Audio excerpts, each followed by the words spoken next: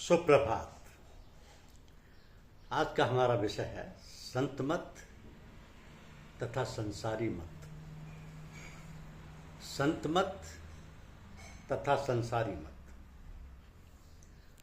संत वह महान आत्मा होती है जिसने आध्यात्मिक पूर्णता प्राप्त कर ली हो, जो आत्मा के उद्गम स्थान तक पहुंच चुकी हो। ऐसी महान आत्माओं द्वारा व्यावहारिक रूप से प्रदर्शित आत्मा की उन्नति के सिद्धांत तथा साधनों का सामूहिक नाम संत मत है। इस मत को बहुत कम लोग वास्तविक रूप से समझने का प्रयत्न करते हैं। शायद 25% भी मुश्किल से मिलेंगे।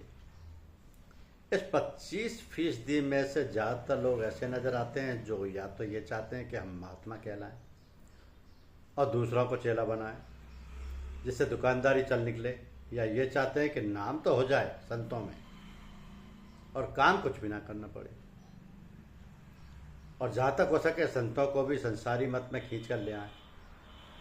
इसका सबब सिर्फ यही समझ में आता है कि संत मत की असलियत न जानकर वे दोनों मतों को, संत मत व संसारी मत, एक जैसा समझते हैं। अक्सर देखने में आया है कि लोग संत मत में दाखिल होकर भी अपनी पुरानी आदतों को नहीं छोड़ते, पत्थरों की सेवा वगैरह करना। यहाँ तक कि अगर किसी संत महात्मा का कोई फोटो कभी उनके हाथ आ जाए तो उसको भी अपनी रोज की पूजा में रखकर उस पर भी जल चढ़ाना, फूल चढ़ाना, आरती वगैरह करना, घंटा बजाना शुरू करने लगते हैं। इससे साफ जाहिर है कि वो समझ नहीं रखते। तो सुबह शाम नियत समय संध्या उपदेश, यानी समय समय के काम जो बंधे हुए हैं उनको ठीक समय पर करके दिल में खुश होते हैं और खुद को और इन सब बातों को बहुत ऊंचा मानते हैं कि हमारे बराबर कोई संध्या पूजा कर सकता है। कौन संध्या पूजा कर सकता है? इनकी नज़र में और सब मत झूठे। ज़्यादातर लोगों का ख्याल यह रहता है कि पूजा पाठ एक दिखावे का काम है। दूसरे लोग ऐसा करते देखकर तारीफ करें और पूजा पाठ करने वाले को ज्ञानी, पाक और पवित्र समझें तथा बड़ा मानें। इसके पर्दे में वो जैसा चाहे वैसा कर्म करें, उनको आज़ादी है। तो संत मत की तरफ अव्वल तो कोई ख्याल भी नहीं करता, और अगर देखा देखी किसी ने ख्याल भी किया तो उसमें भी उनके वही तरीके रहते हैं कि दिखावे के लिए आंख बंद करके बैठ जाते हैं, जिसे देखने वाले समझें कि ध्यान कर रहे हैं, मगर उनका मन अंदर ही अंदर कहाँ कहाँ छलांग मारता है, इसकी जरा भी चिंता नहीं। उनको ऐसा कहते शर्म भी नहीं आती, फ़ायदा नहीं हुआ, इतने अरसे तक अभ्यास किया। उनको सोचना चाहिए कि इतने अरसे तक उन्होंने आत्मा का ध्यान किया या मन की गुलामी करते रहे। ये बात उनसे पूछने की है, बशर्ते कि वे सच सच कहें। अगर मन की गुलामी को छोड़कर आत्मा का ध्यान करते तो बहुत कम समय में अधिक लाभ होना संभव था। संत मत संसारी मत जैसा नहीं है कि करते करते सारी जिंदगी खत्म हो जाए फिर भी कोई लाभ ना हो। नियम तो यह है कि जिस काम में मन लग जाता है वह काम अच्छा और जल्दी हो जाता है। तो संत मत के अभ्यास में मन लगने की कोई सामान या सामग्री भी तो नहीं है। ऐसे शून्य अवस्था में मन लगे भी तो कैसे? जिस काम में पूरी लगन से मन नहीं लगता वह काम या तो होता ही नहीं है, और अगर हुआ भी तो अधूरा रहता है। तो बहुत से लोगों को यह डर लगा रहता है कि अगर संत मत की तरफ मन लग गया तो दुनिया के मजे छूट जाएंगे। इसी कारण लोग इधर को देखना भी पसंद नहीं करते। बहुत से माता पिता अपने बच्चों पर खास तौर से नज़र रखते हैं कि वे ऐसी जगह ना जाने पाएं। दूसरा कारण संत मत की ओर लोगों की रुचि ना होने का यह है कि वे इल्म किताबी नहीं है, यह इल्म सीना यानी हृदय की विद्या है। अक्सर कहा जाता है कि लोग इसको समझने में गलती करते हैं। समझने की गलती तो तब मानी जाए जब कोई पढ़े और फिर ना समझे। इसमें पढ़ने लिखने का कहीं कोई जिक्र ही नहीं, जिक्र भी क्यों हो जब इसकी कोई किताब ही नहीं। इसलिए ज़्यादातर लोग इस तरफ ख्याल भी नहीं करते। तीसरा कारण यह है कि आत्मा की विद्या हर मनुष्य को नहीं मिलती। यह सिर्फ उसको मिलती है जिसको आत्मा प्यार करता है या प्रेम का मार्ग है। इसमें प्रेम के लिए सब कुछ कुर्बान कर देना पड़ता है। यह नहीं कि मनुष्य यूं ही निछावर हो जाता है, बल्कि आत्मा का प्यार सब कुछ करा लेता है। सवाल हो सकता है कि जब इसकी कोई किताब ही नहीं और यह इल्म सीना यानी कि हृदय की विद्या है, तो इसकी शिक्षा कैसे होती है? इसका उत्तर इस प्रकार दिया जा सकता है कि इल्म सीना किताबी इल्म यानी पुस्तकों की विद्या नहीं है। इसकी शिक्षा हृदय के द्वारा हृदय को दी जाती है।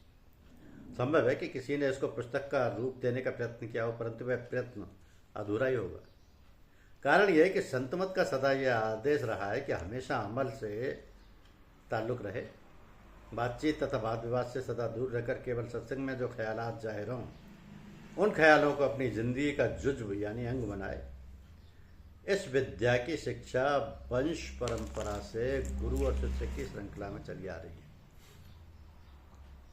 इसी से कहा गया है कि यही करणी का भेद है, ना ही बुद्धि विचार। यह करणी का भेद है, ना ही बुद्धि विचार। कथनी तज करनी करे, तब पावे कुछ सार। तो संसार के सारे धर्मों से संत मत में यह अंतर है कि यह मत इल्म तकरीर या जवानी जमा खर्च पर जोर नहीं देता। इसका सारा जोर अमल पर रहता है, व्यवहार पर रहता है। इसी से संत मत का आधार निवृत्ति मार्ग है और अन्य मतों का आधार प्रवृत्ति मार्ग है। और दूसरे शब्दों में संत मत आत्मिक धर्म है तथा दूसरा मत सामाजिक धर्म है। धर्म अगर जीवन धर्म बनता है तो वह आदर करने के काबिल है, लेकिन अगर वह धर्म किताबी धर्म है तो नकारा, व्यर्थ और फिजूल है। ऐसा मत जितना जल्दी छोड़ा जाए उतना ही बेहतर है, क्योंकि इससे ना तो जीवन में कोई परिवर्तन होगा, ना वह जिंदगी दुनिया में असली उपकार या कल्याण का सबब होगी। तो जिसको जहां और जिस तरह धर्म से फायदा पहुंचाने या हासिल करने का मौका मिला है, वह सिर्फ अमल करने या साधन संपन्न होने और करने से मिला है। इसलिए इस तरीके में दलील, हुज्जत, युक्ति, प्रमाण की बिल्कुल आवश्यकता नहीं होती और ना सुनाई सुनाई बातों पर ध्यान दिया जाता है। इस तरफ ध्यान देने का आदेश भी नहीं है। आत्मिक धर्म में किसी खास फायदे की पाबंदी नहीं होती। सामाजिक धर्म में खास फायदे का बर्ताव किया जाता है। सब काम समय पर किए जाते हैं, समय पर भोजन, समय पर संध्या, समय पर उपदेश होता है। आत्मिक धर्म में जिसका जरा भी लिहाज नहीं किया जाता, मनुष्य में जरा प्रेम उत्पन्न हो तो फिर उसका ख्याल तक नहीं रहता कि वक्त कहाँ गया और कैसे गया। प्रेम और मस्ती की हालत में काल व माया का जरा ख्याल तक नहीं रहता। जहाँ आत्मिक ख्याल उमड़ खड़े होते हैं, फिर काल व माया की फिक्र को दिल में आने तक नहीं देते। ये दुनियावी प्रेम में भी देखा जाता है, पर जहाँ आत्मिक प्रेम हो वहाँ तो कहना ही क्या है। प्रेम मगन जब मन भया, कौन गिने तिथि बार। तो देखने में आता है कि जहाँ सामाजिक धर्म का जोर शोर होगा और शोर काल और माया का होगा, वह शोर काल और माया का होगा। सबके मिलने के लिए एक दिन निश्चित होगा। उस दिन खास हिस्सों में निश्चित किए हुए कार्यक्रम के अनुसार कार्य होगा। सब कार्य समय पर समाप्त होंगे। वक्त ही को काल कहते हैं और ये सब सामान और सामान के ख्याल को माया कहा जाता है। इसलिए संसारी अथवा सामाजिक धर्म काल और माया का धर्म है। संसारी अथवा सामाजिक धर्म काल और माया का धर्म है। संत मत में प्रभु के भजन व वंदना करने के लिए किसी खास नियम अथवा पैरवी या अनुमोदन का आदेश नहीं है। संसारी और सामाजिक धर्म किसी न किसी पुस्तक का आधार रखते हैं। इसके लिए दलील यानी कि तर्क और सनद यानी लेखी प्रमाण की जरूरत है। जब तक प्रमाण पेश ना करो तब तक ना कुछ कह सकते हो और ना कुछ कर सकते हो। तो कदम कदम पर किसी न किसी लेखी प्रमाण, तर्क वितर्क, वाद विवाद की जरूरत पड़ती है। अगर लेखी प्रमाण नहीं है तो कुछ भी नहीं है। इसलिए संसारी मत सनद, प्रमाण, किताबों का गुलामी का मत है। संत मत इन सबसे स्वतंत्रता दिलाता है। सामाजिक धर्म में पूर्वजों के उदाहरण पेश करने की आवश्यकता होती है, मगर आत्मिक धर्म में इसकी जरा भी जरूरत नहीं है और ना इसकी तरफ ध्यान ही दिया जाता। यहाँ तो केवल आत्मिक स्मरण से काम है। यहाँ तो यह कहा जाता है कि आत्मिक अनुभव क्या कहता है।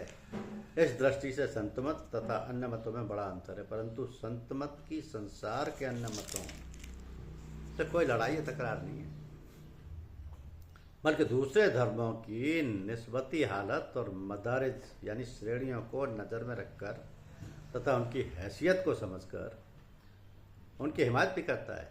परंतु जिस बात की संत मत में ज़्यादा ताकीद है वो सिर्फ अमली जीवन है। यदि संत मत का कोई भी आदमी दीक्षित होकर अभ्यास नहीं करता, साधन में मसरूफ नहीं रहता और धार्मिक कामों में अपना समय और धन खर्च नहीं करता, तो समझना चाहिए कि उसे संतमत से जरा भी लगाव नहीं है, बस वह संतमत का वास्तविक अनुगामी या पैरोकार ही नहीं। क्योंकि संतमत का यदि किसी बात से विरोध है तो वह केवल वाचक ज्ञान से सुनी सुनाई बातों को सीखकर उन पर धुआंधार तकरीरें करना या किताबें पढ़कर उसके नियम व सिद्धांत के बारे में बहस व मुबारक मुआयला से ताल्लुक रखना ही वाचक ज्ञान है। धर्म की भलाई या धर्म की शिक्षा यदि जुबान तक ही महदूद रहे तो यही वाचक ज्ञान है। इससे न कभी किसी को भला हुआ न होगा। ये सही है कि किसी हद तक जबानी इकरार भी रूह के यानी आत्मा के जज्बातों को हरकत देने की ताकत रखता है, मगर जब इसकी आदत हो जाती है तो फिर जहीन यानी अंतःकरण की सोच विचार की ताकत कुंद होने लगती है। आगे का रास्ता ना पाकर उसका अंजाम बखैर यानी शुभ नहीं होता, और अमल यानी आचरण करने में वह नुक्स नहीं होगा। क्योंकि अमल करने से खुद ब खुद तरक्की के दर्जे निगाह के सामने आते जाते हैं। वह आत्मा एक दर्जे से गुजरकर दूसरे दर्जे में खुद ब खुद पहुंच जाती है। तो आत्मा का अनुभव इतना हो जाता है कि वह बिना किसी की सहायता के असलियत को पहचान कर लेती है, वह असलियत से मिलकर एक हो जाती है। संतमत का यह सिद्धांत है कि सिर्फ जबान ही से मत कहो, मन वचन कर्म से उसूल को अपने जीवन का अंग बना लो, फिर जीते जी सच्चाई को देख सकोगे। तो यदि ये बात नहीं है तो कुछ नहीं है। जहाँ तक जाहिरी बातों से ताल्लुक है वहाँ तक धर्म के दो प्रकार हैं, एक सामाजिक धर्म और दूसरा आत्मिक धर्म। तो सामाजिक धर्म की बुनियाद मजलिस तकवियत यानी सामाजिक समर्थन पर है, सामाजिक समर्थन पर निर्भर है। मिलजुल कर बैठना, बंदगी भोजन करना, तीज त्योहार मनाना, मौके मौके पर अपनी सामाजिक दशा को सुधारना सामाजिक धर्म का प्रमुख अंग है। लेकिन आत्मिक धर्म का संबंध केवल आत्मा की उन्नति से है। इसमें अपनी आत्मिक उन्नति के लिए सब कुछ न्यौछावर कर देने की आज्ञा है। सांसारिक उन्नति, जाति व देश की उन्नति, संतान की उन्नति, धन व प्रतिष्ठा, बड़े अच्छे संबंध हासिल, हाँ, यह सामाजिक धर्म का उद्देश्य है। आत्मिक धर्म का उद्देश्य यह है कि मनुष्य जीते जी इन सब बंधनों से मुक्त हो जाए, इनकी जड़ इस तरह कट जाए कि फिर इनकी तरफ ध्यान न जाए। ये फर्क इसलिए दिखाया गया है कि लोग भ्रम में ना पड़ें। इन सामाजिक धर्मों की निस्बती हैसियतों को अच्छी तरह समझ लें, तब आपका आत्मिक धर्म का साधन करना कुछ अर्थ रखेगा। यदि बिना समझे काम किया जाता है तो आधा तीतर आधा बटेर रहेगा। एक सूफी संत के लिखे शब्द हैं कि हम खुदा ख्वाही व हम दुनियाए दो, ये मुहालस्तो ख्यालस्तो जन। खुदा को भी चाहता है और कमीनी दुनिया भी चाहता है, ये मुश्किल है, ख्याल है और स्वप्न। हम खुदा ख्वाही व हम दुनिया दो, ये मुहालस्तो ख्यालस्तो जन। तो खुदा को भी चाहता है और कमीनी दुनिया भी चाहता है, यह मुश्किल है, ये ख्याल है, केवल स्वप्न है। एक व्यक्ति एकांत है, मालिक के भजन व सुमरन के लिए बैठा है, चित्त एकाग्र हो गया है, उसको खबर भी नहीं है कि समय कब और कैसे व्यतीत हो गया। संभव है कि दिन भर महवियत की हालत में रहे और वक्त की खबर भी ना हो, क्योंकि आत्मिक धर्म काल व माया के झगड़ों से छुड़ाने का मार्ग है। संभव है कोई ऐतराज करे कि संतमत में भी मजलिसें व सत्संग हुआ करते हैं, पुस्तकों का पाठ भजन व प्रवचन भी होते हैं, ये सही है। इसका संबंध भी सामाजिक धर्म के साथ बिल्कुल नहीं है, क्योंकि यहाँ जो कुछ पाठ भजन व प्रवचन होते हैं वे सिर्फ आत्मा के सोए हुए संस्कारों को जागृत करने के लिए किए जाते हैं। तो सत्संग दो प्रकार के होते हैं, एक जाहरी और दूसरा आंतरिक। जाहरी सत्संग से दत्त चित्त हो गुरु की बात व वाणी को दुनिया सुनना और उस पर मनन करना होता है। इसका ये तात्पर्य नहीं है कि एक कान से सुना दूसरे से निकाल दिया, बल्कि गुरु के उपदेश को अपनी आत्मा की गिजा यानी पोषक तत्व बनाने से मतलब है। गुरु का प्रत्यक्ष उदाहरण देखकर उसके आकर्षक प्रभावों को जज्ब करता जाए, हृदयंगम करता जाए। तो जो आत्मिक प्रभाव शब्दों की धार की शक्ल में गुरु की जबान से निकलते हैं, उनको धारण करता जाए तो सुनने वाला बिना किसी मेहनत के ख्याल को दृढ़ बनाने का दर्जा हासिल करता जाएगा, और उसमें भी वही रंग रूप झलकने लगेगा। और आंतरिक सत्संग से आशा अभ्यास से इसमें भी वही हालत होती है जो बाहर होती है। इसमें जाति के साथ तवज्जो की धार को एक खास मुकाम पर कायम करके चित्त की एकाग्रता का लाभ उठाकर घर में रास्ता तय करने के साधन में लग जाना पड़ता है और धीरे धीरे अपना काम बना लेना पड़ता है। संत ये कभी नहीं कहते कि तुम यूं ही बिला समझे बूझे घर बार छोड़ दो। ग्रहण और त्याग दोनों व्यर्थ व मोहमिल बातें हैं, बेईमानी की बातें हैं। असली बात यह है कि इंसान असलियत को समझे। जो व्यक्ति असलियत को समझ लेता है उसका गृहस्थी रहना या विरक्त रहना एक समान है। महात्मा कबीर ने ठीक ही कहा है कि मन के मारे बन गए बन तज बस्ती माँ, कहे कबीर क्या कीजिए ये मन ठहरे ना। असली मकसद तो मन पर काबू पाने का है। जो लोग यूं ही घर बार पत्नी बच्चों को छोड़कर साधु हो जाते हैं, संत मत के वास्तविक अर्थ में उनका कोई आदरणीय स्थान नहीं है। सच्चाई तो यह है कि घर में रहे और घर का होकर ना रहे, सब कुछ करे और करता हुआ भी कुछ ना करे। तो किसी कवि ने कहा है कि संत सयान वही जग में घर ही जिन लोग कमायो है। संत मत में गृहस्थी भी सम्मिलित हो सकते हैं यदि वे साधन में लगे हुए अपने काम बनाते चले जाएं, दाएं बाएं बिना मुड़े और अपना ध्यान इष्ट पद की तरफ रखें। ऐसे गृहस्थी आसानी से दुनिया में रहते हुए अपना काम बना लेते हैं। यदि विचार पूर्वक संतों की जीवनियों का अध्ययन किया जाए तो पता लग जाएगा कि अधिकतर संत गृहस्थियों में से हुए हैं। गृहस्थियों को ही चिताने का अधिकतर ख्याल ऐसे संतों का रहा है। यदि ऐसे संतों का वर्णन किया जाए तो एक स्वतंत्र पुस्तक बन सकती है। ऐसे संतों का मौलिक उपदेशों को ऐसे कहते हैं कि आपको आप पहचानो, कहा और का नेक न मानो, जब तक देखो ना अपने नैना तब तक मानो ना गुरु के बेना। तो ज्ञान प्राप्त करने के 3 तरीके हैं। ज्ञान प्राप्त करने के 3 तरीके हैं, प्रमाण, अनुमान तथा अनुभव। प्रमाण यानी हवास, इंद्रियों के ज्ञान को कहते हैं। अनुमान यानी क्यासी, कल्पनाजन्य इल्म ज्ञान कहलाता है, यानी कल्पनाजन्य क्यासी इल्म कल्पनाजन्य ज्ञान कहलाता है। और अनुभव से आश्रित धार्मिक गुरुओं के अनुभूत सिद्धांतों से है। इनकी अपनी अपनी हैसियत है। मगर इसके साथ संत मत में एक बात पर और जोर दिया जाता है कि तुम्हारा अपना अनुभव क्या है। जब तक अपना अनुभव ना हो तब तक सारा ज्ञान व्यर्थ, निकम्मा व बेकार है। धन्यवाद।